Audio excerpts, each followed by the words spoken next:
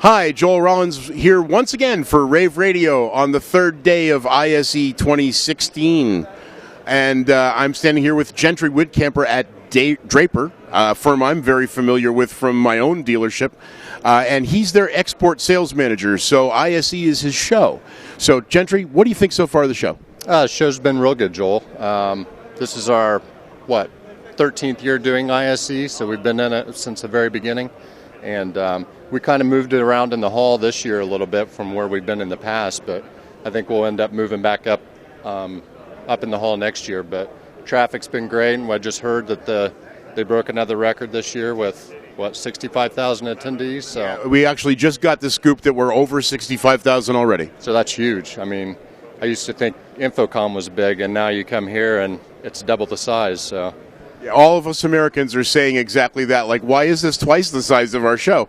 Part of that is the CEDIA inclusion, and that kind of has to be good for you because it gives you two of your main markets. Yeah, like back home in the U.S., we're setting up for two different shows. So you got Infocom in June and CEDIA in September. So it's kind of nice here because you can see everybody at one time, and saves a little bit on expense too because you're doing it in one show versus two completely separate shows.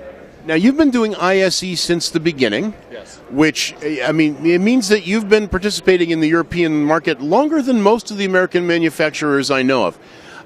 What's your distribution like over here? Well, it's gotten a lot tougher for screen manufacturers because there's been a lot of more European manufacturers that have come up over the years. So we still do well here. We have a facility in Holmsted, Sweden, and then we also have a sales office in Corby in the UK. So the European greater market is still extremely important to us, but we don't do as good here as what we once did. So, in terms of the European market, do you consider did you start out in home theater? Did you start out in commercial, or was it always a blend of that? I think it was probably more commercial when we first started out, and then as projection came along, you always had people that did that for the home, but it's become a lot more prevalent now. Projectors have become smaller, a lot less expensive, so average person's much more easy can afford that. So sure. And as I know from home, you've done an awful lot of engineering of screens over the last few years to deal with those kind of projectors and the kind of light output that they now have. Is there anything that you're showing in the European market for the first time this time?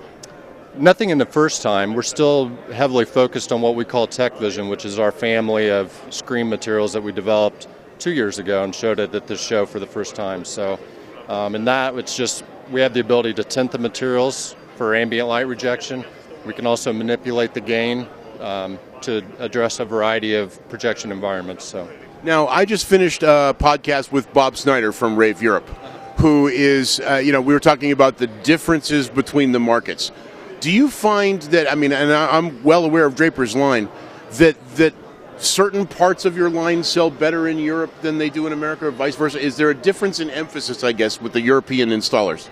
Well, yeah, our product still has a very American look. I'll describe it kind of industrial. So we've had to work to try to make it more stylish and European feel. So our product is still probably more sought after in the commercial realm than it is in the residential, but we've been trying to change and ease our profiles a little bit to make it look more appealing for the average person in their home. Right. And I noticed, I was looking through it, you're displaying, a 4K image here on what kind of screen? This is on the Tech Vision, the MS1000X. So this is our gray material that has a specular component to it to redirect ambient light, and it's a 1.0 gain. Okay. Is 4K going to change anything with regard to screen? You've always had the ability to deal with very high resolutions anyway, but is it changing anything in screen engineering? It's not necessarily. It's something we're just more aware of, so we're not trying to add anything that would cause any degradation in the resolution. And as 4K becomes more prevalent, and then 8K is out there too, we're still looking at that too to make sure we're not developing something that will hinder that in the future. So. Okay. One of the things I was going to ask too, and it's been big to me over the last couple of years. I'm seeing more North Americans here as attendees than I've ever seen before. Are you experiencing that? Yeah, we've seen a few people that you'd normally see at Infocom, and it's like, hey, what are you doing here? And they're coming to the show because a lot of the manufacturers are releasing newer products here, and some are seeing them at Infocom would be 6 months old or so. So, yeah, I think there's a few that are starting to come over and take part in this show and see what it's all about. So, and from a personal point of view, much rather come to Amsterdam than Orlando. Exactly. So, anyway, I was actually looking for your stand number. Yeah, I got to look. It's in Hall 6, H132. Right. And so, are you looking to increase distributorship or anything in Europe?